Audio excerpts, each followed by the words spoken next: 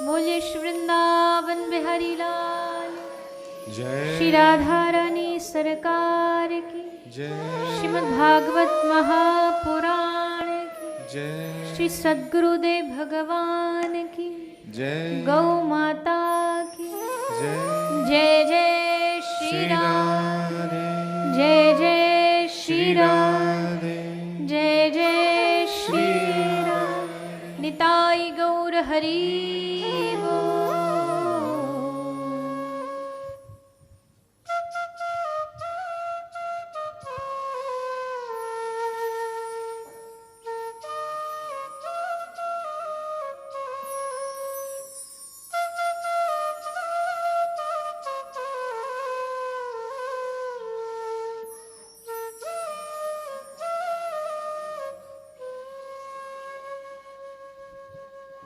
आइए चित्सार सिंधु सर्वस्व भगवान श्री राधे गोविंद के चरण कमलों का ध्यान करते हुए सभी श्रीमद् भागवत कथा के षष्ठ दिवस में प्रवेश करें। पधारे हुए सभी हरि भक्तों वैष्णव जनों के चरणों में व्यासपीठ की ओर से आप सभी को मेरा प्रणाम।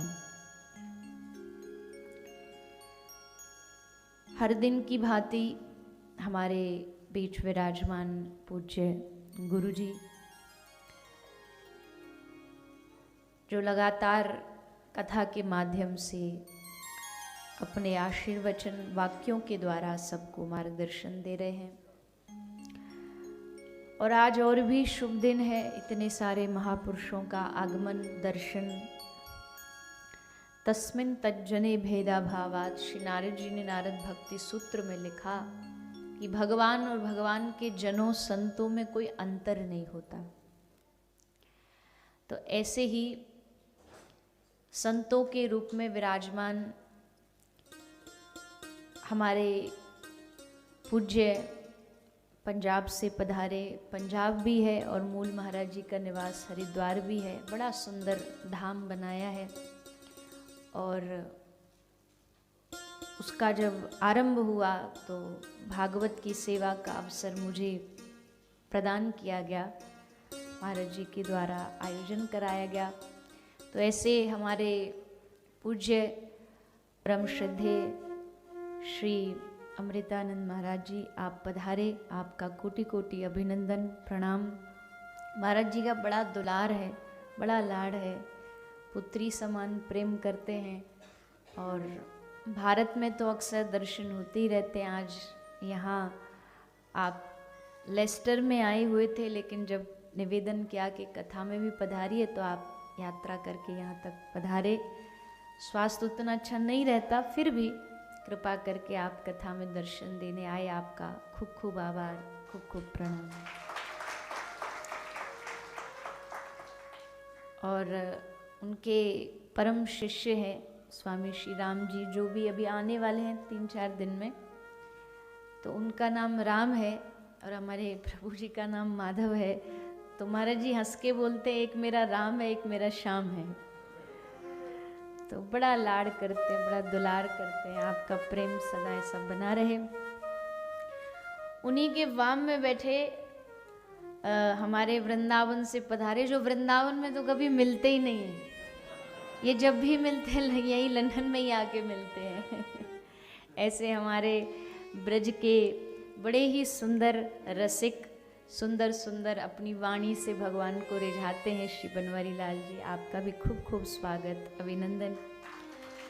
राधे श्याम जी वो तो विराजमान है ही हमारे मध्य, और पूज्य माता श्री आप भी पधारे, आपका भी खूब खूब अभिनंदन है। सबको प्रणाम, सबके चरणों में प्रणाम करते हुए भगवान की कथा चल रही हो। और मैंने ऐसा कहीं सुना था कि आप कोई पूजा कर रहे हो, कोई जाप कर रहे हो, कोई आयोजन कर रहे हो और उसमें कोई अचानक से संत आ जाए, महापुरुष आ जाए, इसका मतलब है कि आपकी पूजा भगवान तक पहुंच गई है। ये उसका रिटर्न में फल मिला है कि आपको संत दर्शन हो गया, आपको भगवत दर्शन उनके हो गए। भवत तनु नाम, साधु जो होते हैं ना वो चलता फिरता मंदिर होता है। और मैं हमेशा इस बात को कहती हूँ कि आज इस शरीर का, इस वाणी का एक एक शब्द जो है ना मेरे पास, वो संतों की कृपा से। क्योंकि जिस धरती पर मैंने जन्म लिया, ब्रजभूमि, वो संतों का खजाना है। मेरा पूरा बचपन संतों की झूठन खा खा के बीता है। संतों के पास जाना, महाराज जी थोड़ा प्रसाद दे दो, झूठा प्रसाद दे दो। और सब संतों का इतना लाड़, इतना दुलार, कोई लाली कहता है, कोई हमारे बाबा महाराज ने बरसाने को मौसी बोलते हैं। कुछ दिन न जाओ तो बोलते मौसी तू आई नहीं, कहाँ चली गई। और आज भी महाराज जी कई कई संत ऐसे मिलते हैं, परिचय मतलब उनसे जान पहचान नहीं, पर जब वो मिलते तो बोलते लाली तुझे याद है जब तू छोटी थी हम तेरे गांव आए थे। हमारा घर जो है गांव का परिक्रमा में पड़ता है, 84 कोस परिक्रमा में। बोले जब हम तू छोटी थी आए थे तो तू भागी भागी आई थी। बोले बाबा आ जाओ भोजन करके जाओ, तो तेरे हाथ से हमने भोजन किया। तो वो स्मृति, वो यादें, वो संतों की कृपा जीवन में बहुत कुछ लाती है। और जीवन में 3 ही चीज़ सीखी है मैंने, 3 के अलावा और कुछ भी नहीं। एक संतों के प्रति श्रद्धा, गुरु के चरणों में विश्वास और हरि नाम में भरोसा, बस। इसके आगे ना कुछ जाना और ना कुछ जानना, कुछ जानना भी नहीं है। क्योंकि संत जनों की कृपा सब कुछ जनवा देती है, गुरु कृपा सब कुछ जना देती है। तो ऐसे संतों का आज पदार्पण, और आज का दिन भी बहुत सुंदर है कथा के माध्यम से। कथा में आज 6वां दिन है, और 6वें दिन कौन सी कथा होती है वैसे विशेष? रुक्मणी जी विवाह, वो तो लास्ट में आएगा। उससे पहले क्या है? गोवर्धन कल हो गया। महारास, महारास मतलब वो रास नहीं बस जो डंडिया लेकर डांडिया खेल लिए, बस वो रास नहीं। भागवत में रास 5 अध्याय है। रास, महारास 5 अध्यायों में बोला गया है। 5 मतलब पंचामृत। पंचामृत होता है ना, वैसे भागवत का पंचामृत है। और उस पंचामृत में भी एक जो विशेष अमृत है वो क्या है? वो है गोपी गीत। तो आज हम उस भगवत प्रेम, भगवत रस की बात करेंगे जिसको सुनना भर भी, सुनने के लिए भी एक अच्छा प्रेमी ही चाहिए। एक प्रेमी ही प्रेम की बात को समझ सकता है। भगवत रसिक, रसिक की बातें रसिक बिना कोई समझ सके ना। उसके लिए हृदय में प्रेम होना चाहिए, उसके लिए हृदय में रस होना चाहिए। और भागवत जो आपको 5 दिन से सुना रही है, मुझे एक बार बता दो जब हमने भगवान से, भागवत जी से ये कहा हो कि हे भागवत जी, हे ठाकुर जी, हे प्रभु, हमारे जीवन में विपत्तियां चल रही हैं, इनको ठीक कर दो। भागवत मेरे मुख से ऐसा कुछ बोला गया कि जीवन में कुछ खराब चल रहा है, भगवान का भजन करो, ये मंत्र करो, ये तंत्र करो, इससे ठीक हो जाएगा, ये बोला गया? या कथा सुनो इससे आपको मोक्ष मिल जाएगा, मुक्ति मिल जाएगी, ऐसा कुछ बोला गया? नहीं। हम यहाँ क्यों बैठे हैं? हम यहाँ इसलिए बैठे हैं कि हे नाथ, हे प्रभु, ये कथा सुनने के बाद हमारे रोम रोम में आपके लिए प्यार भर जाए। बस हमें आपका प्यार चाहिए, हमें आपसे प्रेम करना है, हमें और कुछ नहीं करना। हमें न ज्ञान चाहिए, न हमें मोक्ष चाहिए। गोस्वामी तुलसी बाबा ने क्या मांगा भगवान श्री रामचंद्र प्रभु से? भगवान ने खुली छूट दे दी।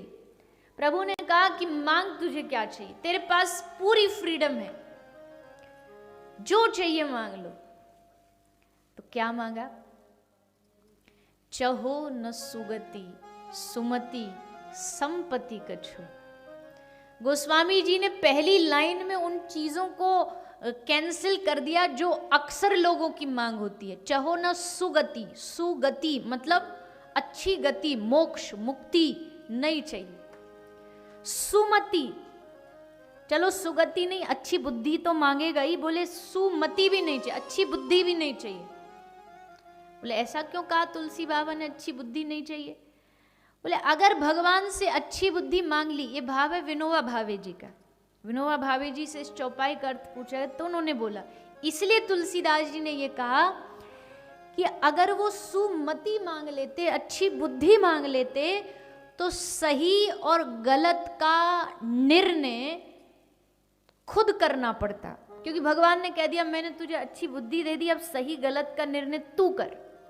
पर तुलसीदास जी ने कहा नहीं चाहिए मुझे अच्छी बुद्धि, सही गलत तू जाने और तू करवा। इसलिए चहो न सुगति, सुमति, संपत्ति गच्छू, संपत्ति भी नहीं चाहिए, तीनों कैंसिल। आगे फिर क्या बोले? रिद्धि सिद्धि विपुल बड़ाई, न रिद्धि चाहिए न सिद्धि चाहिए। और तुलसीदास जी ने इतना सब त्याग दिया, छोड़ दिया, ये बड़ाई भी नहीं चाहिए। त्याग का भी तो अपना अभिमान होता है ना, त्याग का अभिमान बड़ा खतरनाक होता है। जो आदमी शराब नहीं पीता, वो शराब पीने वाले की नाक में दम करके रखेगा कि तू पीता है मैं नहीं पीता, क्योंकि उसे छोड़ने का अभिमान है। त्याग का अभिमान बड़ा खतरनाक होता है, तो ये अभिमान भी नहीं चाहिए। चहो न सुगति सुमति संपत्ति कछु, रिद्धि सिद्धि विपुल बड़ाई। पर क्या चाहिए? प्रभु श्री रामचंद्र ने पूछा फिर तुझे चाहिए क्या? मेरे पास जो है वो सब तूने कैंसिल किया, खारिज किया, अब तुझे क्या चाहिए?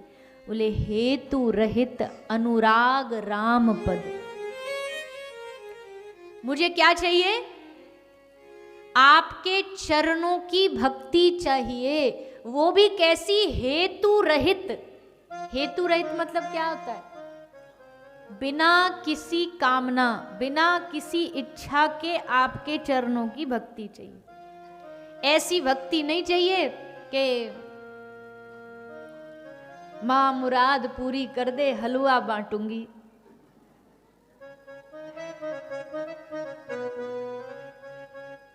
इनका तुरंत आ जाता है।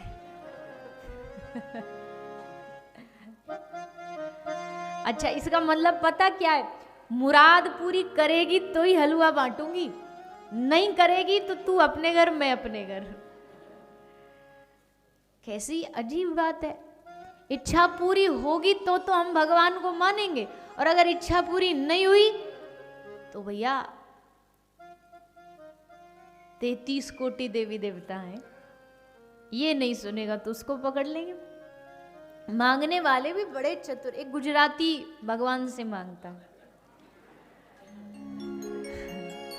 देखो इतने में ही समझ गया। मैंने कुछ बोला? मैं तो कुछ बोला ही नहीं। एक गुजराती मांगता भगवान से क्या? हे मारा नाथ, मुझे ज्यादा कुछ नहीं चाहिए। क्या?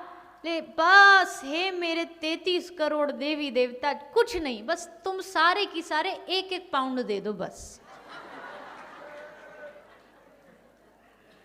बस इससे ज्यादा नहीं। गुजराती दिमाग बड़ा चतुर होता है। लेकिन चतुर नहीं होते तो यहाँ थोड़ी बैठे होते। यहाँ बैठे हैं, पूरा वेमली स्ट्रीट पे घूम लो ना, कोई कह दे तुम लंदन में हो। चारों तरफ सब अपना ही राज है, अपना ही है सब कुछ। एक गुजराती की मृत्यु, एक और सुनो। तो मृत्यु हुई, वो पहुंचा तो चित्रगुप्त ने पूछा कि तेरा कुछ पाप है और तेरा कुछ पुण्य है, तो तुझे थोड़े दिन नरक थोड़े दिन स्वर्ग, बता तुझे नरक पहले जाना स्वर्ग पहले जाना। तो गुजराती बोला हे प्रभु, ना नरक जाना ना स्वर्ग जाना, दोनों के बीच में ग्रोसरी स्टोर खुला दो, जो इधर के कस्टमर भी आ जाए और इधर के भी आ जाए। नरक वाले भी सामान ले जाए, स्वर्ग वाले भी ले जाए। तो भैया मांग तो बड़ी विचित्र, ऐसी ऐसी मांग है ना, हम बताएं आपको तो आप पागल हो जाओ हंस हंस के। लोग ऐसा भी मांगते हैं, ऐसी ऐसी चीज भगवान से मांग, ऐसा ऐसा लालच देंगे, हे प्रभु हमारा ये काम कर दो, हम आपको भंडारा करेंगे, भोजन 56 भोग लगा रहे। भगवान तुम्हारे भंडारे के भूखे? अरे बावरे, जो तेरे पास तू खा रहा है वो भी उसका दिया खा रहा है, तू उसको क्या एहसान दिखा रहा है?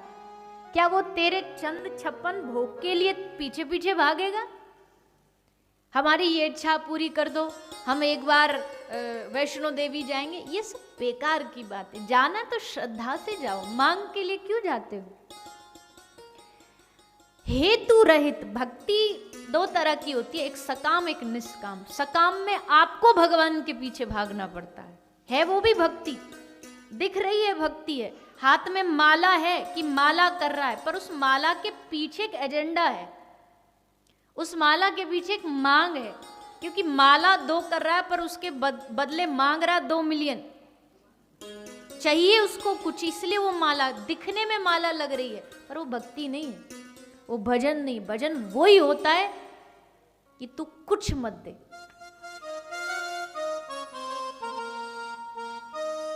एक पंक्ति मेरे दिल के बहुत करीब है, अक्सर मैं उसे बोला करती हूँ। एक भक्त की मन की बात क्या है, बोले मैं तुझे चाहूं तो चाहूं पर तू न मुझको चाहना, क्योंकि तूने अगर चाहा मुझे तो मगरूर हो जाऊंगा मैं, घमंड आ जाएगा। कोई इतनी भीड़ में से भी, हम तो कुछ भी नहीं है, चींटी बराबर हैं, पर इतनी भीड़ में से भी अगर किसी एक व्यक्ति को कोई ऊपर वाला बैठा टारगेट करके कह दे अरे आप आए, देख के हंस भी लेना, तो सबकी नजर उधर ही जाती है। सोचो जिसको देख के ठाकुर जी हंस जाए तो दुनिया में तो वाहवाही होगी ना। सुदामा को कोई पूछता नहीं था, जब तक बिका न था कोई पूछता न था, पर तूने खरीद कर मुझे अनमोल कर दिया। ठाकुर जी एक बार नजर डालना, सारी दुनिया उसके पीछे हो जाती है। इसलिए कह रहा मैं तुझे देखूं तो देखूं, मैं तुझे चाहूं तो चाहूं, पर तू न मुझको चाहना, तूने अगर चाहा मुझे मगरूर हो जाऊंगा मैं तुझे देखूं तो देखूं, पर तू न मुझको देखना, क्योंकि तूने अगर देखा मुझे तो मशहूर हो जाऊंगा मैं। और मैं तुझे मांगू तो मांगू, मैं भले आ जाऊं बहकावे में आकर के, मैं तुझसे मांगू न मांगू, पर तू कुछ न मुझको देना, क्योंकि तूने अगर दिया मुझे तो भक्त नहीं फिर मजदूर कहलाऊंगा मैं। फिर भक्ति वाला सिस्टम नहीं रहा, फिर तो वो लेबर वर्क हो गया। लेबर आएगी, आपका काम करेगी, आप उसको $100 दोगे, पाउंड दोगे, हिसाब बराबर, किसी का किसी पैसा नहीं। मांग से यही होता, मांग से भगवान दे तो देते हैं, पर उसके बाद फिर कोई लेना देना नहीं। मांग लिया तूने, जो तुझे चाहिए था तुझे दे दिया, अब तेरा और मेरा कोई रिश्ता नहीं है। तो जो मांगने वाला होता है उसको भगवान के पीछे जाना पड़ता है, पर जो कुछ नहीं मांगता उसके पीछे पीछे भगवान आते हैं। और अगर मांगना ही है तो एक बहुत प्यारी सी मांग है, एक पंक्ति में लिखा है, यूं ही निस दिन शाम सुंदर हम तुम्हें देखा करें, तुम हमें देखो ना देखो, हम तुम्हें देखा करें।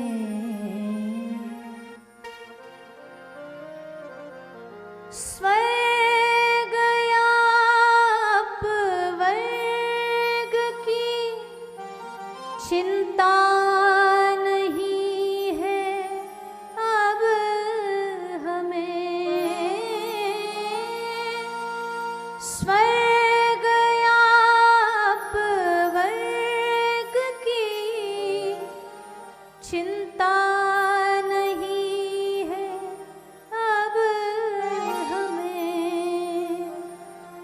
चाह बस इतनी हमेशा हम तुम्हें देखा करें, यूं ही निस दिन शाम सुंदर हम तुम्हें देखा करें।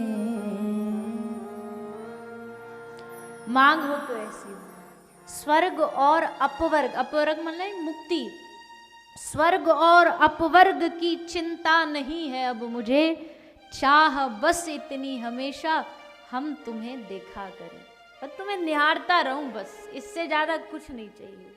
यूं ही निश दिन शाम सुंदर हम तुम्हें देखा करें, और तुम हमें देखो ना देखो, कोई शर्त नहीं है कि तुम भी हमें देखो, तुम हमें देखो ना देखो, हम तुम्हें देखा करें। ये होती है निष्काम भक्ति। ऐसी भक्ति भगवान को बड़ी प्रिय है। तो गोस्वामी जी ने क्या मांगा? ले चहो न सुगति सुमति संपत्ति कछु, रिद्धि सिद्धि विपुल बड़ाई, हेतु रहित अनुराग राम पद, मुझे आपके चरणों की भक्ति चाहिए। भगवान ने कहा लो तुरंत दे देता हूं। बोले रुको रुको रुको, पहले पूरी बात सुनो। हेतु रहित अनुराग राम पद, बढ़े अनुदिन अधिकाई। भक्ति भी वो वाली चाहिए जो हर दिन बढ़ती रहे, हर पल बढ़ती रहे, हर क्षण बढ़ती रहे। घटने वाली भक्ति नहीं चाहिए, घटे वो भक्ति हो ही नहीं सकती। जो ये कहता है ना मेरा भगवान पे पहले तो बड़ा विश्वास था, अब थोड़ा सा कम हो गया, अरे तुझे कभी विश्वास था ही नहीं। अगर होता तो ऐसा नहीं होता। विश्वास बढ़ता है, विश्वास घटता नहीं है। विश्वास हमेशा बढ़ेगा। बोले नहीं नहीं, भगवान कभी कभी ऐसा कर देते हैं जीवन में, कोई अपना छिन गया, छीन लिया तो भगवान से मन हट गया। अरे छीन लिया तो क्या हो गया, वो भी तो भगवान का ही था। और भगवान कृष्ण ने डंके की चोट पर भगवत गीता में कहा। अच्छा एक बात बताओ, यहाँ कितने लोग हैं जो भगवान की कृपा चाहते हैं? हाथ उठा के बताना। सारे? पक्का? कंफर्म? लॉक कर दिया जाए? अब सुनो क्या है भगवान की कृपा। इतनी खतरनाक कृपा, हिल जाओगे। मैं नहीं कह रही, भगवत गीता कहती है। भगवान कृष्ण कहते मैं जब अपने भक्त पर कृपा करता हूं तो सबसे पहले हरिष्ये तद्धनम सनैहि, धीरे धीरे करके उससे उसका धन छीन लेता हूं। धीरे धीरे करके उसका धन छीन लूंगा, नौकरी छीन लूंगा, बिजनेस बंद करवा दूंगा, 5 फैक्ट्री थी तो 4 बंद करवा दूंगा। हरिष्ये तद्धनम सनई, सनई सनई, धीरे धीरे धीरे धीरे उसका सारा धन, मकान, दुकान सब छीन लूंगा। भक्त ने कहा कोई बात नहीं, हम मेहनत करके दोबारा कमा लेंगे। बोले नहीं, उसके जितनी भी बार वो प्रयास करेगा ना, सब विफल कर दूंगा, हर बार उसको हार मिलेगी। फिर ये पहली कृपा। अब दूसरी कृपा सुनो। दूसरी कृपा भगवान क्या करेंगे, ये नेक्स्ट स्टेप है। करोमि बंधु विच्छेदम। भगवान कहते हैं अगली कृपा क्या करूंगा, उसके बंधु बांधवों को उससे दूर कर दूंगा, उसके रिश्तेदारों को, परिवार को ऐसा कहीं ना कहीं धोखा दिलवाऊंगा, सब उससे दूर हो जाएंगे, अपने दूर हो जाएंगे, सब अपने छूट जाएंगे। भक्त ने कहा प्रभु आपकी कोई दुश्मनी है क्या अपने भक्तों से, इतना कठिन?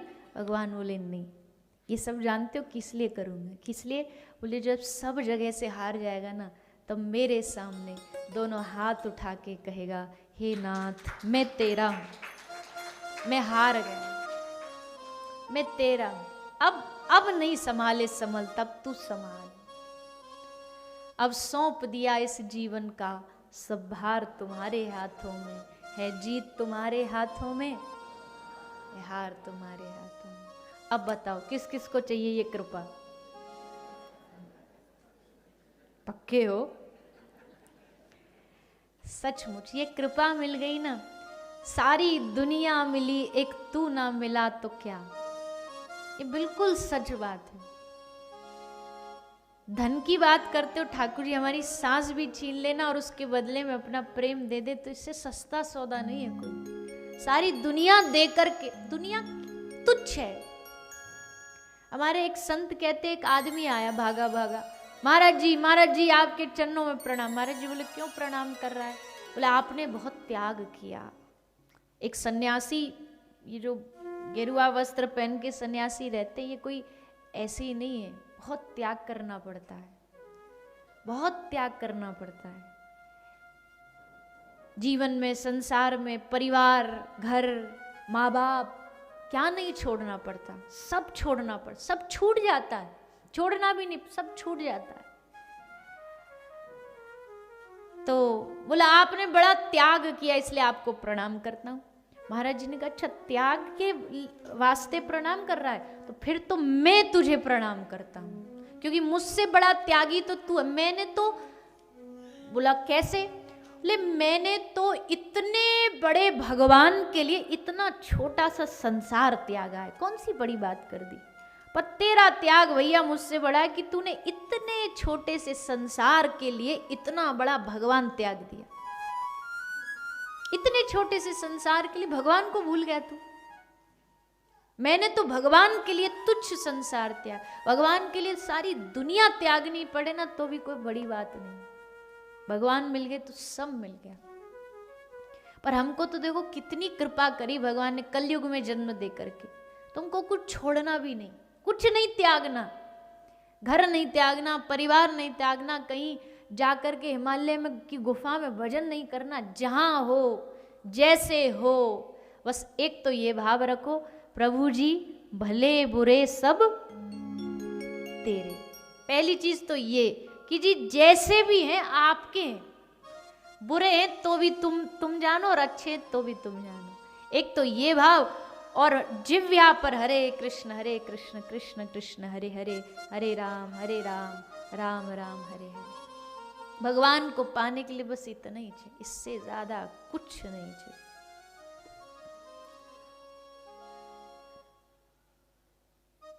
और क्या मांगे भगवान से? पतझड़ है मेरा जीवन बन के बाहर आ जा।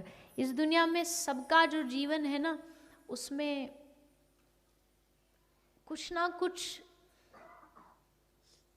नीरसता है, रस नहीं है। मन करता है कि इतना बड़ा घर मिल जाएगा तब मैं सुखी हो जाऊंगा। घर मिल जाता है पर क्या सुख मिलता है? बेचैनी खत्म होती है। ये गाड़ी चाहिए, वो गाड़ी मिल गई, तब क्या बेचैनी खत्म हो जाती है?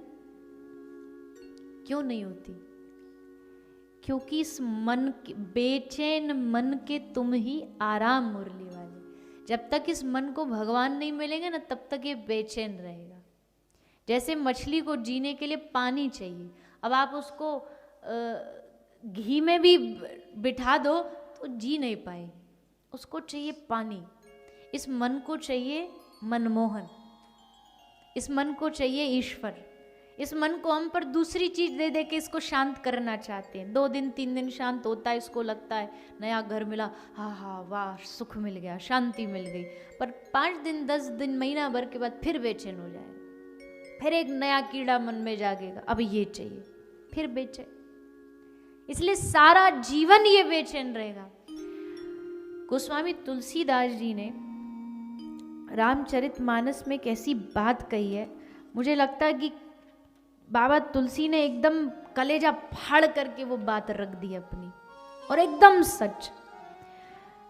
गोस्वामी जी टंके की चोट पे घोषणा करते, राम राम राम जी जोलो तू ना जपी है, तोलो तू कहूं जाए तीनों ताप तपी है। गोस्वामी जी ने लिखा जब तक ये जिव्या तेरी राम राम नहीं जपेगी ना, तू तीनों लोक में घूमता रहे, तू बेचैन रहेगा। और अगली लाइन में कह रहे सुर सर तीर बिन नीर दुख पाइए, सुर तरु तरे तो ही दारिद सताइए। गोस्वामी जी कहते सुर सर तीर, समुद्र के घाट पे भी, नदी के तट पे खड़े रहोगे तब भी प्यासे मरोगे। पानी है सामने फिर भी प्यासे मरोगे।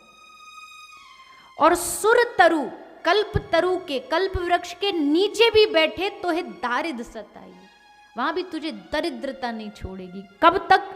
जब तक जोलो तू राम नाम न जपे। जब तक तू राम राम नहीं जपेगा ना, कृष्ण नाम नहीं लेगा, तब तक तू जलता रहेगा। और जब राम नाम लेगा तो जागत, बिना भगवान के नाम जागत सोवत सपने हूं ना सुख पाई है। सपने में भी तुझे सुख नहीं मिलेगा अगर तू भगवान नाम का सुमिरन नहीं करेगा।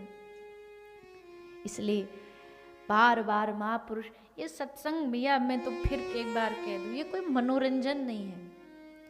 यहाँ आए, यहाँ आकर के आए और जैसे आए ऐसे ही 7वें दिन उठ करके चले गए ना, तो पूरा परिश्रम बेकार हो जाएगा। वैसे परिश्रम नहीं है ये मेहनत नहीं है, क्योंकि ये भगवान का नाम है, जीवन है। हमसे कई लोग पूछते रहे कथा करते करते थकते नहीं हो। हमने कहा कभी आपने किसी मछली से पूछा पानी में रहती रहती थकती नहीं है क्या? वो थक नहीं सकती क्योंकि पानी उसका जीवन है। बाकी के जीवन के जो 24 घंटे के बाकी के जो घंटे होते हैं ना, वो सब वेस्टेज है। सिर्फ ये जो 3 घंटे भगवान के सुमिरन में, कथा में जो जाते हैं, सबके, मेरे नहीं सबके, जितनी देर भगवान के सुमिरन में बैठो वो वही लिखे जाएंगे गिनती में, बाकी सब जीरो, सब गिनती जीरो हो जाएगी। इसलिए राम राम जपी हो। नाम की तो महिमा गाते गाते, एक कथा आती है, नाम में इतनी शक्ति। तुकाराम जी, तुकाराम महाराज वारकरी संप्रदाय, महाराष्ट्र, विठ्ठल भगवान को भजते थे। पांडुरंगा, कोई महाराष्ट्र से है यहाँ पर?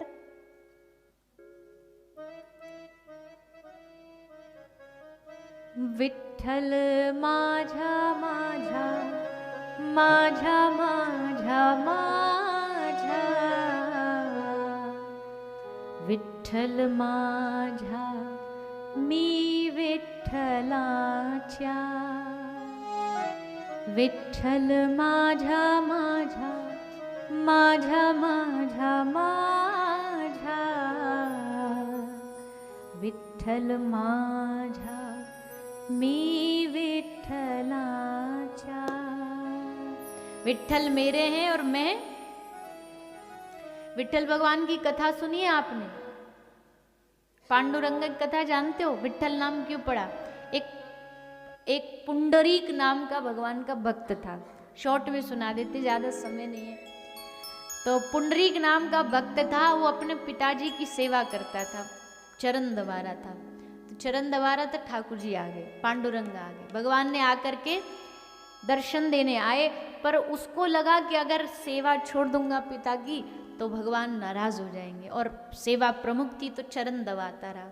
और भगवान ऐसे ही खड़े इंतजार में, बोले जब इसकी सेवा खत्म होगी तब ये आएगा हमारे पास। तो भगवान कुछ बोलने को भी हुए तो पुंडरीक ने ऐसे कर दिया, बोले चुप, सो रहे हैं, अभी बोलो नहीं कुछ भी। भगवान शांत हो गए। भगवान ने कहा हो गई, हम आए, दुनिया आंखें पलके बिछाती और ये हमको चुप करा रहा है। फिर भी चुपचाप भगवान खड़े रहे। तो थोड़ी सी दया आई कि बेचारे आए हैं ऐसे ही खड़े। तो इन्होंने क्या किया, चरण दबाते दबाते, क्योंकि दबाना छोड़ दूंगा पिताजी जग जाएंगे, तो पांव से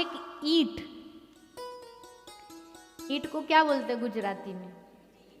ईटी। हाँ, तो ईंट को पांव से ऐसे सरका दिया भगवान की ओर, और तो सोफा कुर्सी तो कोई दे नहीं सकता, ईंट सरका दी, बोले इस पे बैठ जाओ, यही सेवा भी के लिए। तो भगवान उस ईंट पे खड़े हो गए। ईंट को बिष्ट बोलते हैं महाराष्ट्र के लोग, तो वो उसके कारण विठ्ठल नाम पड़ गया उस ईंट के नाम। आज भी जो पांडुरंग भगवान वो ईंट पे खड़े हैं, मतलब एक बिष्ट है उस पे खड़े हैं।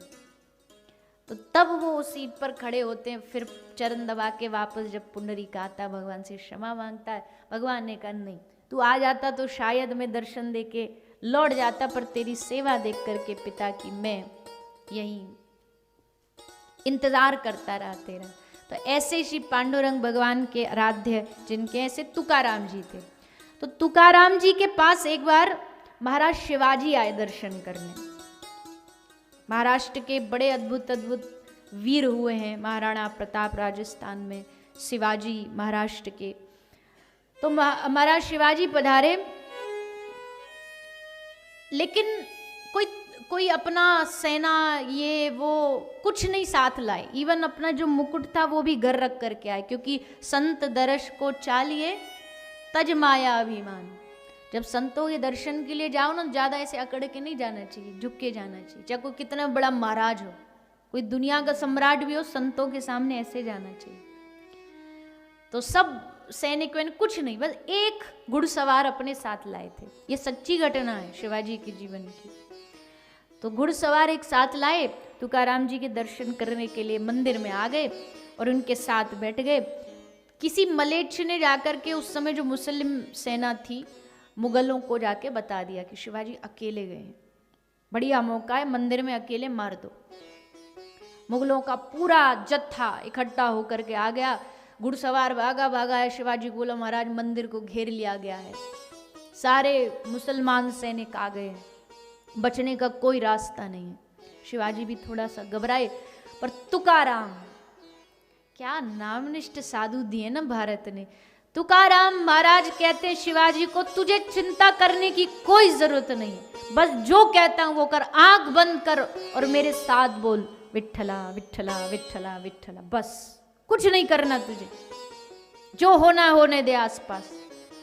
शिवाजी ने आंख बंद किए और तुकाराम और महाराज शिवाजी दोनों बैठे बैठे बोल रहे हैं विठ्ठला विठ्ठला विठ्ठला। इतिहास साक्षी है इस कहानी का। पूरे मुगलों की सेना भीतर आई, पूरे मंदिर में चक्कर लगाया, घूमी, उनको तुकाराम जी तो बैठे दिखे, पर वहां होते हुए भी उनको महाराज शिवाजी दिखाई नहीं दी। शिवाजी का दर्शन नहीं हुआ और वहीं बैठे थे महाराज शिवाजी, और आखिरकार खाली हाथ लौट जाना पड़ा। यह है नाम की निष्ठा, यह नाम का प्रताप। इसलिए राम राम जपिए, जितना हो सके भगवान नाम। खैर आज कथा तो कुछ और थी, पर पता नहीं कहाँ से इस रास्ते आ गए, पर जो हरी इच्छा। अब चलो थोड़ा ब्रज की ओर चलते हैं और वृंदावन पहुंच करके श्री धाम वृंदावन को प्रणाम करते हुए, भगवान श्री कृष्ण ने कल बाल लीलाएं करी, आप सबने दर्शन किया, श्रवण किया, और अब भगवान ने 7 वर्ष की अवस्था में उठाए श्री गिरिराज जी। पहले तो भगवान ने कहा कि इंद्र की पूजा नहीं गिरिराज जी करो। सबने कहा क्यों? बोले इंद्र अभिमानी है, इंद्र स्वार्थी है, इसलिए उसकी पूजा छोड़ के गिरिराज जी की करो, ये हमारे इष्ट हैं, नारायण का स्वरूप है। सब राजी हो गए, कन्हैया की बात कौन टालता। सब आगे, सबने बैठ करके दर्शन किया, प्रणाम किया। 7 दिन तक सेवा होने के बाद, पूजा होने के बाद इंद्र ने प्रकोप किया, बारिश हुई, धुआंधार वर्षा हुई ब्रज में, पूरा ब्रज तहस नहस होने लगा। तब भगवान ने ब्रजवासियों को बचाने के लिए कृपा करी और श्री गिरिराज जी को प्रणाम करके 7 कोस लंबे श्री गिरिराज जी को भगवान ने अपनी एक उंगली पर धारण कर लिया। बोलिए श्री गिरिराज धरण की जय। भगवान श्री गिरिराज जी को अपनी उंगली पर धारण करके खड़े हो गए। सब ब्रजवासियों ने जय जयकार करी, कन्हैया की जय हो, लाला की जय हो, श्री गोवर्धन नाथ की जय हो। पर फिर भी किसी ने इतना सब होके भी कृष्ण को भगवान नहीं माना, तब भी नहीं माना।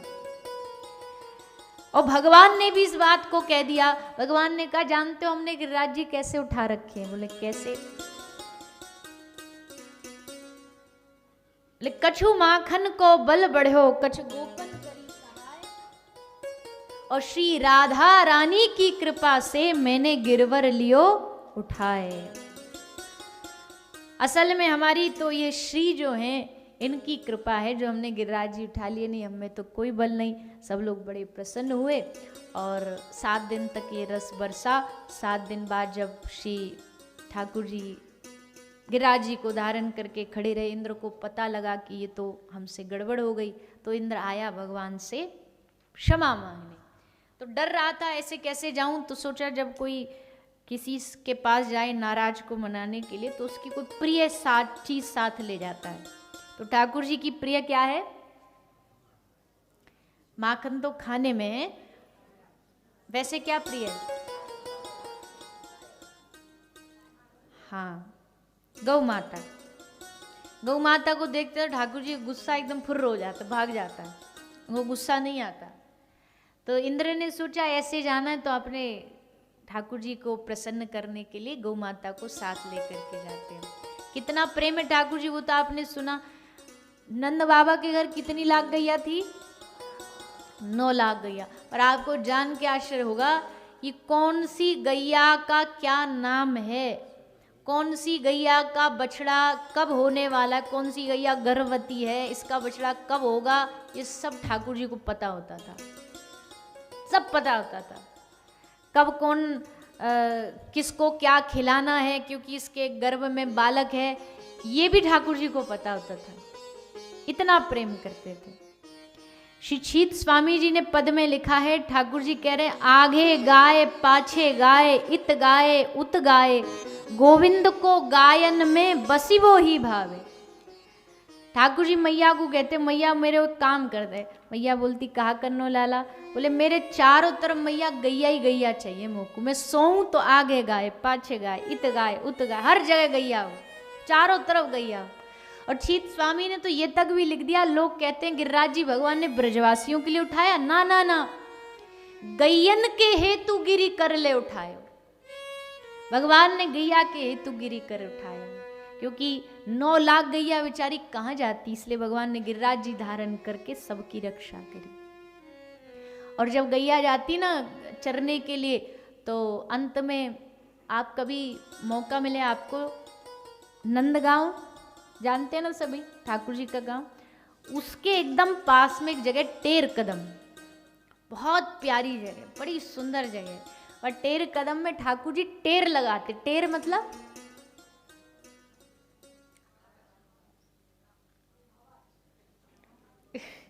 आवाज कह लो, जैसे जोर से नहीं बोलते ए नंद के छोरा, जोर से आवाज लगाना। वैसे इसको ब्रज में हेला देना भी बोलते हैं, बोले हेला दे के बुलाना, तो टेर लगाते।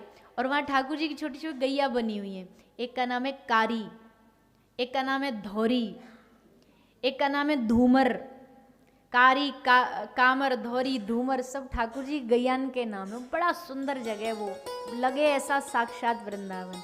तो वहाँ से ठाकुर जी गैया को बुलाते थे, और जब कोई गैया भटक जाती थी ना तो वो गाती थी। बड़ा प्यारा सा भजन है, अभी समय नहीं उसको गाने का, लेकिन उसका भाव कुछ इस तरीके का है। तुम ढूंढो मुझे गोपाल में, खोई गैया तेरी। तुम ढूंढो मुझे गोपाल में, खोई गैया तेरी। एक गैया खो जाती है ठाकुर जी के झुंड में से, और तब वो भगवान को कह रही है, यमुना तटना नंदन वटना, गोपी ग्वाल कोई दिखे, कुसुम लताना तेरी छटाना, पाख पखेरु मोए दिखे। अब सांझ भई घन श्याम में, खोई गैया तेरी। जमुना तटना वंशी व कोई नहीं दिख रहा मुझे। और असल में ये भाव गाया जगजीत सिंह जी ने, बहुत सुंदर भाव। और उसमें ये कह रहे हैं कि ये गैया कोई और नहीं, हम जीव हैं, हम ही हैं जो कन्हैया से भटक गए दूर, कुछ नहीं दिख रहा, न वृंदावन न वंशीवट। अब कैसे ढूंढे हमको प्रभु? तो खुद गैया कहती है मुझे ढूंढने का एक ही तरीका है, बंशी के स्वर नाद से टेरो, मधुर तान से मुझे पुकारो, राधा कृष्ण गोविंद हरि हर, मुरली मनोहर नाम तिहारो, मुझे उबारो मेरे गोपाल में खोई गैया तेरी, तुम ढूंढो मुझे गोपाल में खोई गैया तेरी। बंशी के स्वरनाद से टेरो, मधुर तान से मुझे पुकारो, मैं मूक निहारूं बाट, मैं खोई गैया तेरी। तो ये गौ रूप में एक जीवी प्रार्थना करता है, प्रभु मैं भटक जाऊं तो आप मुझे बुला लेना। कैसे? अपने बंशी के नाद से। और आज श्री ठाकुर जी ने बंशी बजा करके नाद, बंशी का नाद दे करके गोपियों को बुलाया है। अब यहां से शुरू होती है महारास की कथा। भगवान पिता रात्रि ही शरदोत फुल्ल मल्लिका, विक्षरन्तुम मनश्चक्रे योग माया मुपाश्रितः। आज भागवत में लिखा है, सुखदेव जी कहते हैं आज भगवान ने रास करने का मन बनाया, मन हुआ नहीं। वैसे हम नहीं कहते आज मेरा ये खाने का मन है, आज मेरा यहां जाने का मन कर रहा है, तो इसका मतलब हम मन के वश में हैं, क्योंकि मन ने कहा ये खाना इसलिए हम खा रहे हैं। पर ठाकुर जी मन के वश में थोड़ी है। भगवान ने आज स्पेशली, वेद कहते हैं कि भगवान अमना है, भगवान के पास मन ही नहीं है, पर आज भगवान ने रास करने के लिए स्पेशली मन बनवाया। किससे? योग माया मुपाश्रित, योग माया के आश्रित होकर भगवान ने मन का निर्माण किया कि आज मुझे रास करना। और रास करने के लिए भगवान ने क्या किया? गोपियों को बुलाने के लिए भगवान ने क्या किया? वेणु, बांसुरी, मुरली की तान छेड़ी। और जैसे मुरली गोपी के कानों में गई, मुरली कान में जाती कहा भयो, बोले कोई गैयन के दोहन को भूली, कोई खोल के खुला कपाट चली, कोई अंजन बिखरा गालों पर, कोई दूध सनाले हाथ चली। कोई श्रृंगार कर रही है, अंजनतः काश्चलोचने। सुखदेव जी कहते काजल लगा रही, एक आंख में काजल लगा, दूसरे में लगना भूल गया और भागी।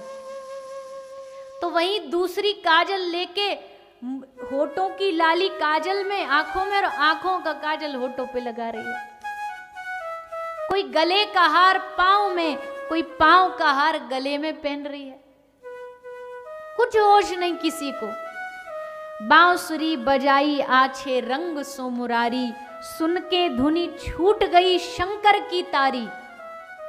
वेद पढ़न भूल गए ब्रह्मा ब्रह्मचारी, ब्रह्मा जी वेद पढ़ना भूल गए बांसुरी सुन के। रसना गुण ना सके ऐसी सुध विसारी, इंद्र सभा थकित भई, इंद्र की सभा रुक गई वहीं के वहीं। इंद्र सभा थकित भई, लगी जब करारी, रंभा को मौन मिट्यो भूली नृत्यकारी। रंभा दुनिया में सबसे सुंदर नाचना जानती है, एक अप्सरा है। रंभा नाचना भूल गई। जमुना जी थकित भई, यमुना जी रुक गई। नहीं सुध समारी, और सूरदास मुरली है तीन लोक प्यारी। ऐसी बंसी बजाई श्री ठाकुर जी ने कि चांद ही बिसरी नभ की गैल, चंद्रमा चांद जो है वो रास्ता भूल गया। और हमारे ब्रज में कहते हैं महाराज जी, राजेश रामायणी जी परम पूज्य श्री बाबा जी के वाक्य है, वो कहते थे क्या किया गोपी ने, ब्रज भाषा में बोलते थे, बोले खीर में नोन, नोन मतलब नमक, सॉल्ट, तो खीर में नोन, दाल में शक्कर, क्योंकि हमारे यहाँ दाल में शक्कर को गलती मानते हैं, आपके गुजरातियों जैसा नहीं कि जानबूझ के डालते हैं। दाल में शक्कर डल गया, मैं गलती हो गई, डांट पड़ेगी। तो खीर में नोन, दाल में शक्कर, मक्खन में मिर्चाई, मक्खन में मिर्च डाल दी। गोपी को होश नहीं ना, भूल गई एकदम बांसुरी सुन के। खीर में नोन, दाल में शक्कर, मक्खन में मिर्चाई, गऊ को साग, गऊ को सब्जी, गऊ को साग, ससुर को भूसो। गाय का साग डाल दिया, गाय को डाल दिया साग, और ससुर जी को डाल दिया गाय का भूसा। तो गऊ को साग, ससुर को भूसो, ऐसी मति बौराई, ऐसी बावरी हो गई गोपियां बांसुरी सुन करके, कुछ होश नहीं रहा। दौड़ती दौड़ती भागती भागती ठाकुर जी के सामने आके खड़ी हो गई। भगवान ने कहा स्वागतम वो महाभागा, जैसे कहा स्वागत, स्वागत है स्वागत है, तो गोपी एकदम अभिमान में छोड़ गई। आह क्या बात है, दुनिया में भी भौतिक संसार में भी कितना सुंदर लगता है ना सुनने में, प्रियतम बुलाए पहले तो, और बुलाए तो जैसे आप आए, स्वागत है, आप आइए आइए, हम आप ही का इंतजार कर रहे थे, कितना बढ़िया लगेगा मन को। तो गोपी भी खुश हो गई। आधी रात को एक तो हमें याद किया, अब कह रहे हैं स्वागत है, खुश गोपी। पर अगली लाइन में, अगली पंक्ति में भगवान ने इनका मन थोड़ा सा परीक्षा ली। क्या परीक्षा ली? भैया थोड़ी देर रुक जाओ, थोड़ी देर रुक जाओ, अभी एक भजन होगा उसमें बांट देना, अभी बैठ जाओ 2 मिनट। तो क्या कह रहे हैं? बोले स्वागतम वो महाभागा, स्वागत है स्वागत। और अगली लाइन में पूछा प्रियम किम करवाने वा। पहले तो कह दिया स्वागत है स्वागत, और अगली लाइन में पूछते हैं कैसे आई हो, क्यों आई हो, देखने आई हो मुझे, देख लिया, प्रतियात प्रजम, लौट जाओ। गोपी कुछ नहीं बोली, गोपी चुप रही। गोपी को कह रहे हैं लौट जाओ गोपी। जब कोई भक्त भगवान के पास जाता ना तो भगवान परीक्षा लेते हैं। गोपी की परीक्षा लेने की क्या जरूरत है? गोपी ने तो इतनी परीक्षा दी। बोले देखो भैया, एयरपोर्ट जाते हो, जैसे एंट्री करते हो वहां चेक, सिक्योरिटी चेक होती है, फिर उससे थोड़ा सा आगे जाते हो वहां वीजा चेक होगा, फिर आपके जो हैंड बैग से वो चेक होंगे। अब इतने चेकिंग हो गई, अब तो इनफ है ना, इतने में खत्म हो जाना चाहिए। बोले नहीं, लास्ट में जब बोर्ड करोगे फ्लाइट को वहां भी एक चेकिंग होगी, दिखाओ बोर्डिंग पास दिखाओ। अरे भाई बोर्डिंग पास नहीं होता तो इतना लंबा कैसे आते हम? पर फिर भी चेक होती है लास्ट स्टेज पर, वो एंडिंग पॉइंट है कि यहां भी एक बार चेक कर लो कहीं कोई गड़बड़ तो नहीं है। तो जब भक्त पहले तो भगवान परीक्षा लेते हैं, जब आ जाता है ना पास में, तब एक अंतिम परीक्षा होती है, उसमें पास हो गया तो मतलब अब आप जा सकते हो, अब आप पास हो। तो ये गोपी की अंतिम परीक्षा है। भगवान ने पूछा प्रियम किम करवाने वा, डरा भी रहे थोड़ा सा कि कहीं डर के मारे हो सकता लौट जाए गोपी। यहां से भी भगवान कह रहे हैं लोग तुम्हें बदनाम करेंगे, गोपी तू बदनाम हो जाएगी दुनिया में। आधी रात को अपने परिवार को छोड़ के, सास ससुर पति बच्चे सबको छोड़ के तू यहाँ है, तुझे धर्म निभाना चाहिए, स्त्री का धर्म है परिवार की सेवा कर, तू यहाँ बैठी है। गोपी सुनती रही, उसको पता है इनकी आदत है ज्यादा बोलने की। अभी सुन लो। सुनती रही, सर झुका के अपने पांव के अंगूठे से। सुखदेव जी ने लिखा है ऐसा भाग, तो इसका मतलब है सुखदेव जी कथा कह नहीं रहे, देख रहे हैं। उनको ये तक भी पता है कृष्ण बोल रहे हैं और गोपी अंगूठे से लज्जा शर्म के मारे मिट्टी को, जमीन को खोद रही है, लज्जा के मारे कि कहाँ मैं छुप जाऊं कि आए हम इनके पास और अब ये पूछ रहे कैसे आई, क्या जवाब दूं, आंख में आंसू। फिर गोपी ने सोचा ये तो टेढ़ा है, इसको उत्तर भी टेढ़ा देना पड़ेगा। और गोपी ने उत्तर दिया तो ठाकुर जी की बोलती बंद कर दी, बोलती बंद कर दी। गोपी कहती हैं, पहली बात गोपी कहती है तुम हमें धर्म सिखा रहे हो। गोपी कहती है धर्म की बात किसी और को जाके सिखाना। हम गोपी न धर्म जानती, न कर्म जानती, न योग जानती, न सिद्धि जानती। योग कहाँ राखें, यहाँ रोम रोम शाम है, कहाँ रखेंगे योग। और हे कृष्ण, जिस बदनामी के लिए तू हमें डरा रहा है ना, इज्जत, सम्मान, नाम, इसको तो हम गोपियां कब की जला करके खाक कर चुकी हैं। ना हमें सम्मान से फर्क पड़ता है ना अपमान से। सारी दुनिया भी अगर हमारा बदनाम करे, अरे अच्छा है ना, कृष्ण के लिए बदनाम हो जाए, इससे बड़ी और कृपा क्या होगी। भगवान के लिए बदनामी मिलना तो दुनिया की सबसे बड़ी कृपा है। तू कहता है धर्म निभा, परिवार की सेवा करना धर्म है, हम जानती हैं। परिवार को त्यागना अधर्म है, ये भी हम जानती हैं। लेकिन हे कृष्ण, धर्म और अधर्म से परे एक और धर्म है जिसका नाम है परम धर्म। परम धर्म मतलब भगवत सेवा। भगवत सेवा के लिए कोई त्याग ना पड़े। त्यजो पिता प्रहलाद विभीषण बंधु, भरत मेहतारी बलि गुरु त्यजो, और कंत ब्रज बनीता। भगवान के लिए अगर कुछ त्याग रहे हो ना, कोई अपना सबसे प्रिय भी, तो वो अधर्म नहीं है, वो परम धर्म है। प्रहलाद को पता था पिता की सेवा करना धर्म है, पिता की सेवा नहीं करना अधर्म।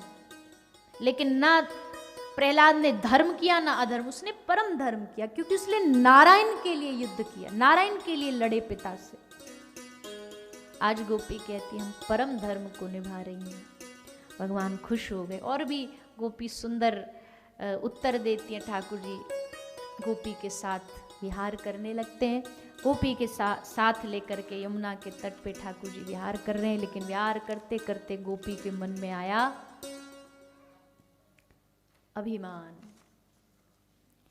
और भगवान कहते हैं जब मुझे कोई मीठा खाने का मन करता है तो मैं भक्त का प्रेम खाता हूँ, भाव। लेकिन जब मुझे थोड़ा नमकीन और कड़वा खाने का मन करता है तो मैं भक्त का अभिमान खाता हूँ, उसका अभिमान उससे तोड़ देता हूँ। आज भगवान ने गोपियों का अभिमान नष्ट किया। वैसे गोपी में अभिमान हो नहीं सकता, पर उन्होंने दुनिया को शिक्षा दी कि देखो गोपियों में भी अगर अभिमान आ गया ना तो भगवान छोड़ देंगे, तो हम तो क्या ही है। और अभिमान भी किसका? सौभाग्य मद, सौभाग्य मद। सौभाग्य मद क्या होता है? बोले सारे वेम्बली में, सारे लंदन में हम ही हैं बस जिनको कथा सुनने मिली है, कितने भाग्यशाली। ये भी अभिमान है, ये सौभाग्य का मद है, इसको सौभाग्य मद बोलते हैं। ये भी नहीं, अरे कृपा है तब वो सुनवा रहा है, तब वो बुलवा रहा है। अभी इसी पल अगर मेरा गला बंद कर दे वो सर्व सामर्थ्य है, कौन बोल पाएगा, कौन सुन पाएगा? कोई नहीं। गोपी को सौभाग्य मद हुआ, भगवान छोड़ करके अंतर्ध्यान हो गए। और जब श्री कृष्ण अंतर्ध्यान हो गए तब गोपी के पास और कोई रास्ता बचा नहीं, एक ही रास्ता बचा, भगवान को पुकारने का। और तब गोपी भगवान को पुकारती हुई भगवान को पुकारती हुई एक गीत गाती है जिसका नाम है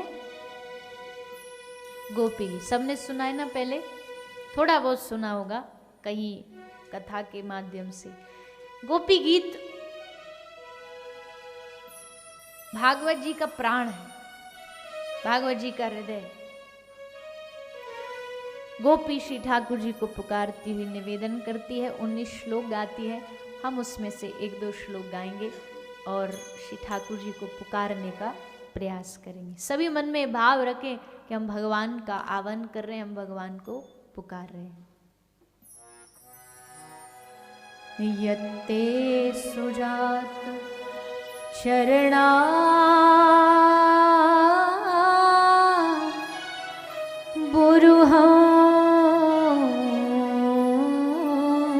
बुरुहस्तनेषु भीतासनैः प्रियदधी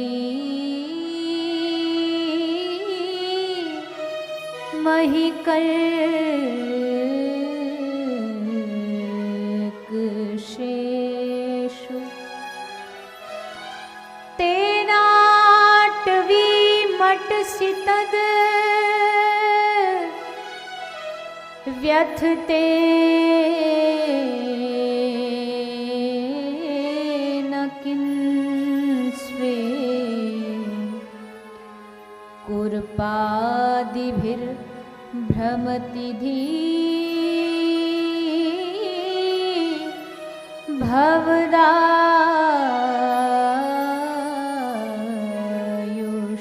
भवदायुषाम्ना। इति गोप्यः प्रगायन्ते प्रलपन्तश्च चित्रधा रुरुदुः सुस्वरं राजन् कृष्ण दर्शन लालसा। गोपी 19 श्लोक का भाव श्री ठाकुर जी के चरणों में समर्पित करती हैं। 19 श्लोक मतलब पूरा 18 पुराण महाभारत सबका सार इन गोपियों ने इस गोपी गीत में गाया है। इतना सुंदर वर्णन करती है। जयति तेधिकम जन्मना व्रज निशुल्क अशुल्क दासिका। हे ठाकुर, हम तुम्हारी बिना मोल की दासी हैं, कोई शुल्क नहीं लेती, आप बिक गई हैं हम आप पर। बड़ा सुंदर भाव। तव कथामृतम तप्त जीवनम। हे प्रभु, आपकी कथा न होती तो हम कब के मर जाते। तव कथा, आपकी कथा ने हमको जिंदा रखा। यत्ते सुजात चरणाम बुरुहम स्तनेषु। बार बार गोपी एक ही मांग कर रही है। गोपी प्रणत देहि नाम पापकर्षणम तृण चराणुगम। चरण क्या चाहिए हमें? हमें प्रभु बस आपके चरण चाहिए। यत्ते सुजात चरणाम बुरुहम स्तनेषु। हमारे हृदय पे अपने चरणों को रख दो ताकि ये वेदना, ये विरह शांत हो सके। 19 श्लोक गाए, ठाकुर जी नहीं आए तो अंत में गोपी चुप हो गई। इति गोप्यः प्रगायन् रुरुदुः। अब बस रो रही है और मन में क्या? कृष्ण दर्शन लालसा। और कुछ नहीं चाहिए प्रभु, आपके दर्शन। और जब भगवान ने देखा गोपी का अभिमान आंसुओं में धुल करके साफ हो गया, तब तासाम आविर्भुच्छौरी स्मयमान मुखाम्बुज पीताम्बरधर शगवी साक्षान् मन्मथ मन्मथ। पीताम्बरधारी श्री मोर पंखधारी रास बिहारी भगवान गोपियों के मध्य में प्रकट हो गए।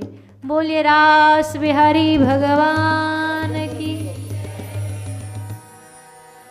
और श्री ठाकुर जी रास में प्रकट होकर के गोपियों के साथ रास कर रहे हैं। क्या कुछ प्रसंग बच्चे उसको संक्षेप में प्रणाम करते हुए आगे बढ़ेंगे। भगवान ने महारास किया, वृंदावन की धरती धन्य हुई। और भगवान कहते हैं कि इस धरती पर एक ही भूमि ऐसी है जहाँ रास हो सकता है और वो है वृंदावन। इसलिए उसी भूमि पर जाकर के भगवान ने महारास किया। और फिर भगवान की मथुरा लीला शुरू हुई।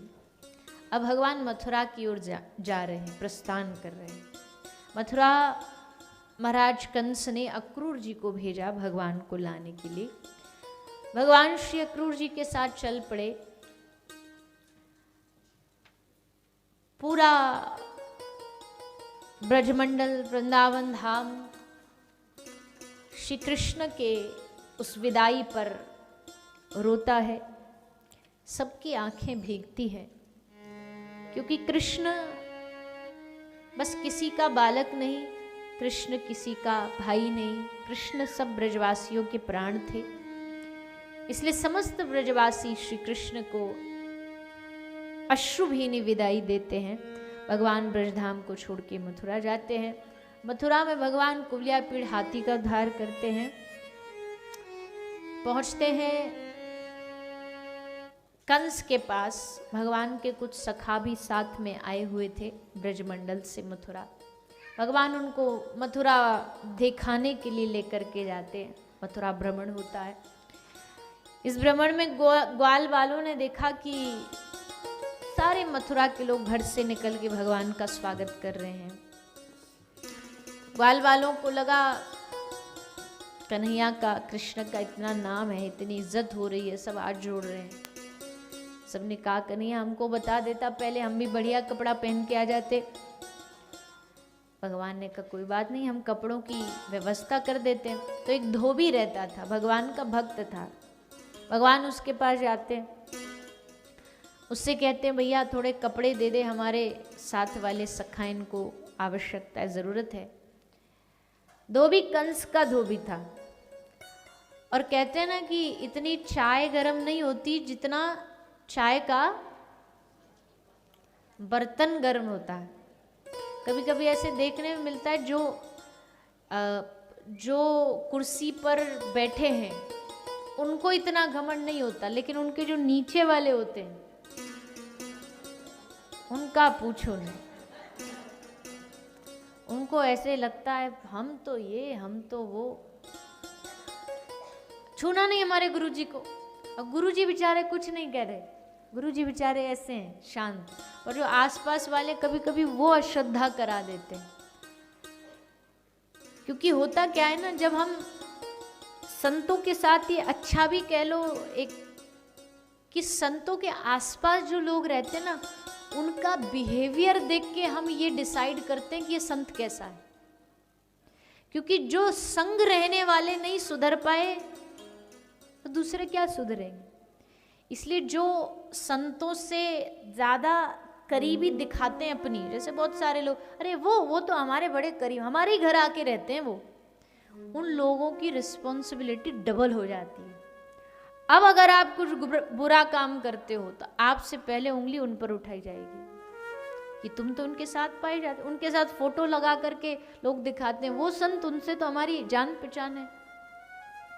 इसलिए मैं कहती हूँ संतों के साथ फोटो खिंचाना बहुत आसान है, पर उस रिस्पॉन्सिबिलिटी को निभाना बहुत मुश्किल है। क्योंकि संत के साथ फोटो का मतलब है कि अब उन जैसा गुण भी आना चाहिए, उन जैसा चरित्र भी होना चाहिए। तो धोबी घमंड में था। भगवान ने कहा कपड़े दे दे। बोला अरे पागल, तुम जैसे गांव के गवार लोग, कहाँ महाराज कंस, कहाँ तुम।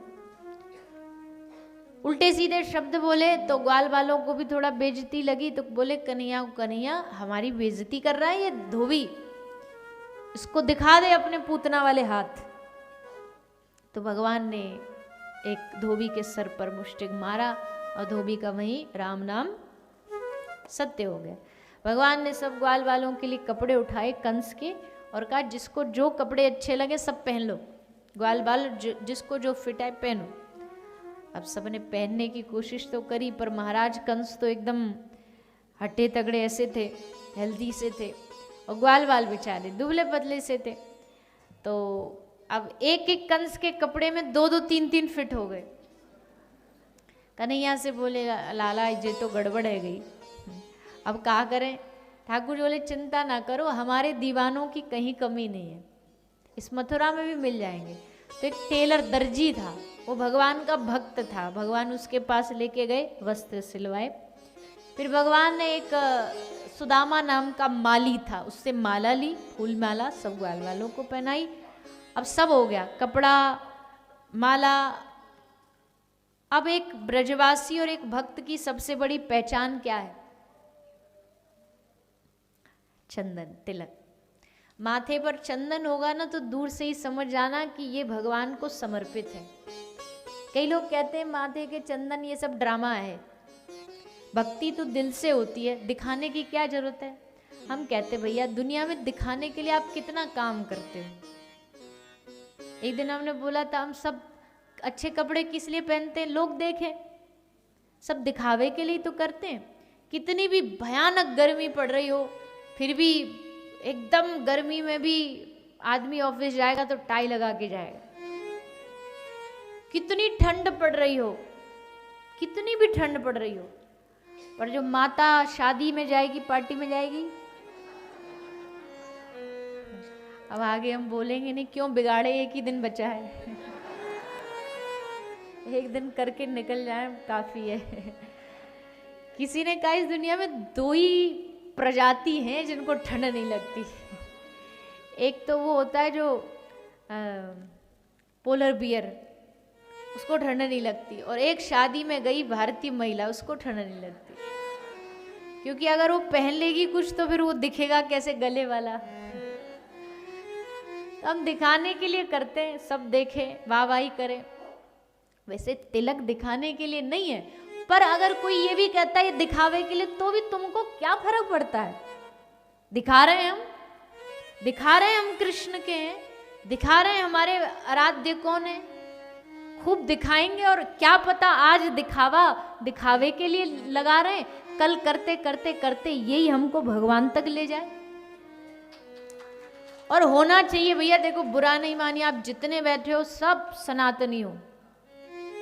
अगर आपको माथे पे चंदन लगाने में शर्म आती हो, आपको गले में कंठी पहनने में शर्म आ रही है, आपको भारतीय कपड़ा पहनने में शर्म आ रही, तो हम तो डूब जाना चाहिए।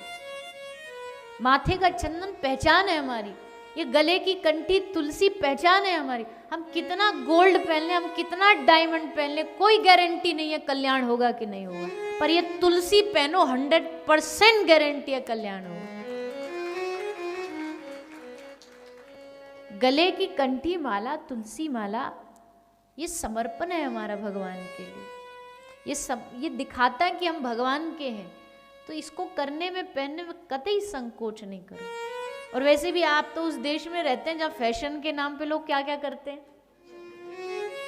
है कि नहीं? उनको फैशन के नाम पे कुछ शर्म नहीं आती, तो हम काय का संकोच करें। इसलिए नियम बनाइए, माथे पर चंदन होना चाहिए।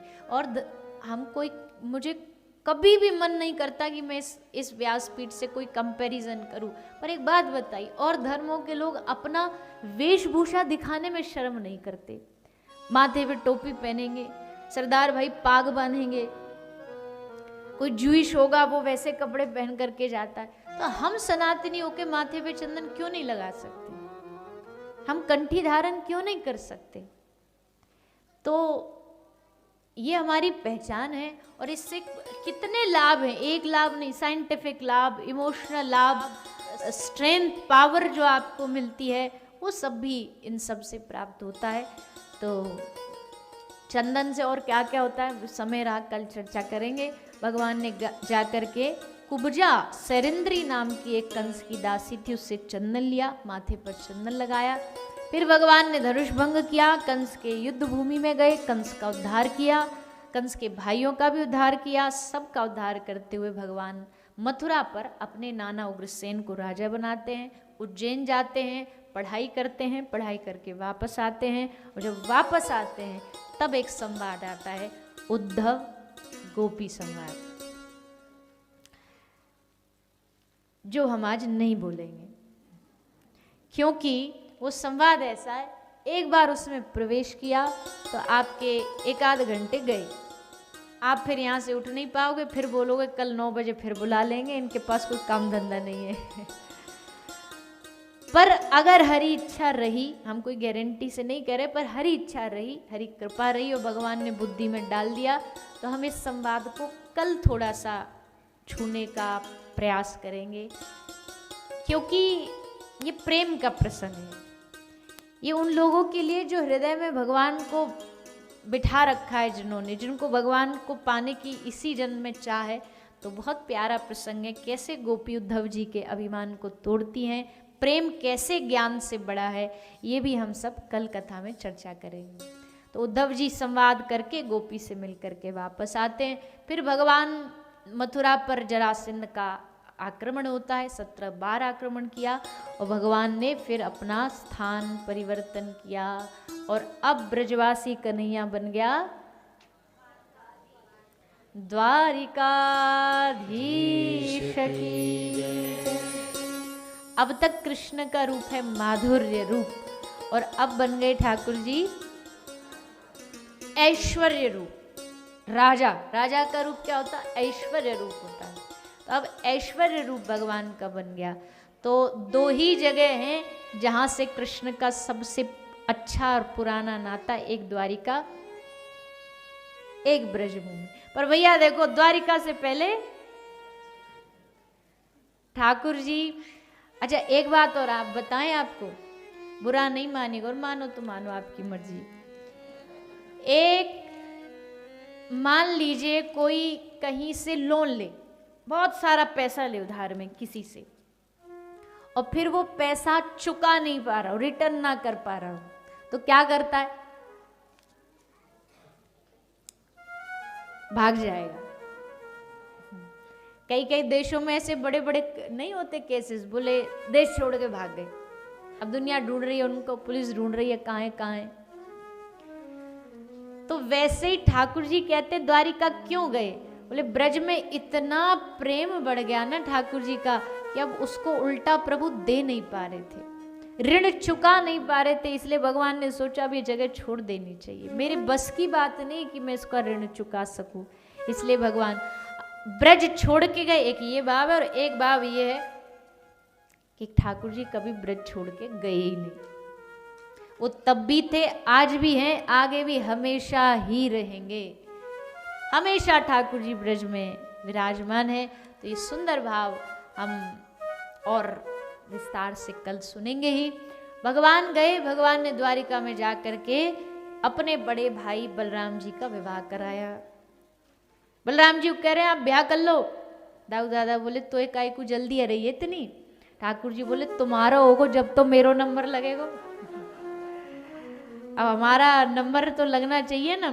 तो श्री ठाकुर जी ने जल्दी जल्दी, रेवती जी सतयुग की थी, रेवत महाराज की पुत्री रेवती जी, इनकी हाइट थी 24 फीट, क्योंकि सतयुग में कद लंबा होता था। तो देखा ठाकुर जी ने जल्दी जल्दी इनकी शादी करवानी थी, क्योंकि इनको रुक्मणी जी से करनी थी। दाऊ दादा को बता दिखाया भी नहीं कैसी हैं रेवती जी को, कह दिया इनके सामने वो खड़ी नहीं होना, आप सब काम बैठे बैठे ही करवा देंगे, इनको पता ही नहीं लगेगा आप कितनी लंबी हो। तो ला करके लड़की बाद में आती है मंडप पे, इन्होंने पहले ला के बिठा दी, पहले रेवती जी को बिठा दिया, सब हो गया सब। अब के जब विदाई की बारी आई शादी होने के बाद, तब रेवती जी खड़ी हुई और दाऊ दादा ऐसे देखे, पहले ये किसको लाया है?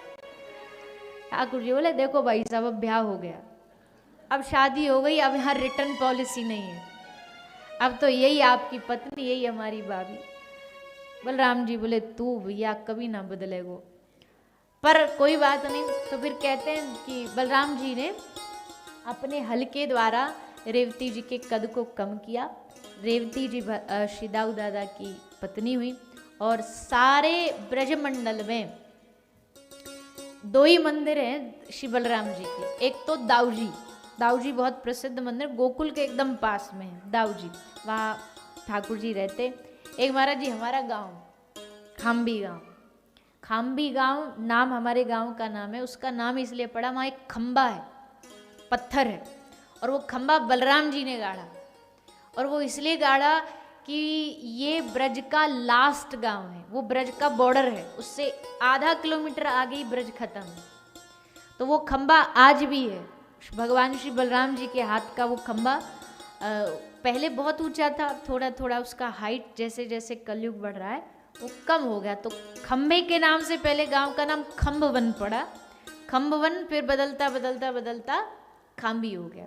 तो वहाँ आज भी पूरे ब्रज में लोग आते हैं, दर्शन करते हैं, उस खम्भे का पूजन इत्यादि होता है। तो वहाँ बलराम जी का और रेवती जी का मंदिर है सुंदर। तो ऐसे बलराम जी का विवाह हुआ, और अब बारी आती है भगवान कृष्ण की। भीष्मक राजा की बेटी हैं जिनका नाम है रुक्मणी। रुक्मणी भगवान श्री कृष्ण से बचपन से प्रेम करती थी। शादी की बारी आई तो भाई ने, रुक्मी ने उनका विवाह शिशुपाल से तय कर दिया, पर रुक्मणी जी ने भगवान को पत्र भेजा, भगवान से निवेदन किया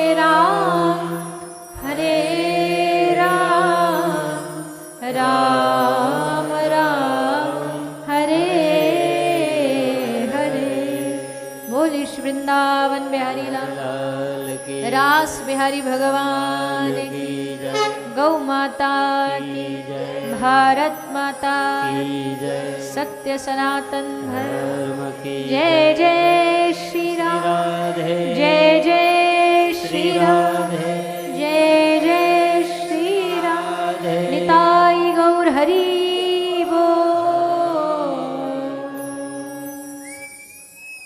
धन्यवाद देवी जी। जय श्री कृष्ण। आप सब कृपया खड़े हो जाइए आरती के लिए। धन्यवाद।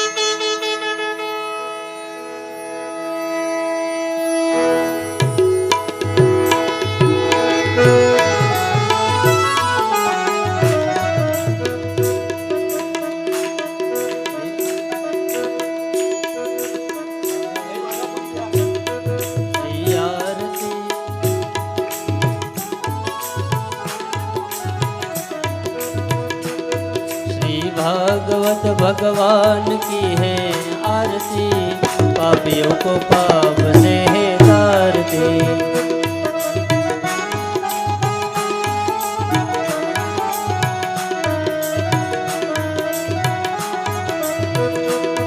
ये अमर ग्रंथ, ये मुक्ति पंथ, ये पंचम वेद निराला, नव ज्योति को जगाने वाला।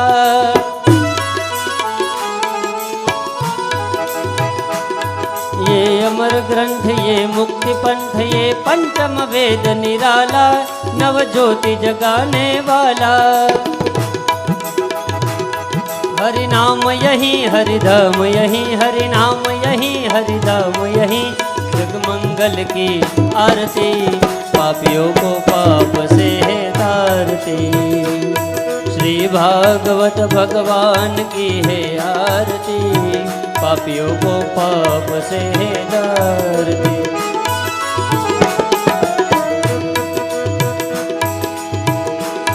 ये शांति गीत पावन पुनीत, पापों को मिटाने वाला, हरि दर्श कराने वाला।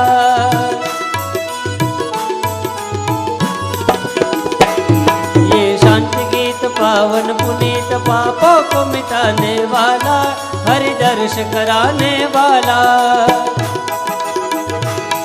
यह सुख करनी, यह दुख हरनी, यह सुख करनी, यह दुख हरनी, मधुसूदन की है आरती, पापियों को पाप से है तारती।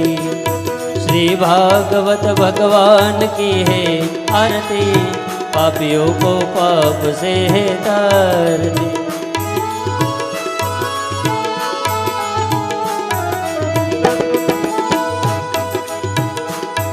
ये मधुर बोल जग फंद खोल, सन्मार्ग दिखाने वाला, बिगड़ी को बनाने वाला।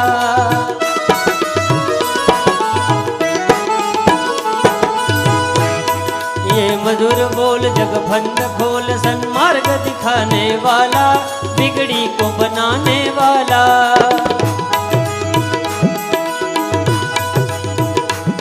श्री राम यही घनश्याम यही, श्री राम यही घनश्याम यही, प्रभु महिमा की आरती, पापियों को पाप से तारती। श्री भागवत भगवान की है आरती, पापियों को पाप से तारती। कर्पूर गौरम करुणावतारम, संसार सारम भुजगेन्द्रहारम, सदा वसंतम हृदयारविंदे, भवं भवानी सहितं नमामि। मंगलम भगवान विष्णु, मंगलम गरुड़ध्वज, मङ्गलं पुण्डरीकाक्ष मङ्गलाय तनोहरि सर्वमङ्गलमाङ्गल्ये शिवे सर्वार्थसाधिके शरण्ये त्र्यम्बके गौरि नारायणी नमोस्तुते नारायणी नमोस्तुते नारायणी नमोस्तुते या निजका निज पापा निज जन्मान्तरकृतानि च तानि च तानि सर्वाणि नसिजन्तो प्रदक्षिणायं पदे पदे अथारार्धिक्यं समर्पयामि पुष्पैति देवताभिवन्दनम्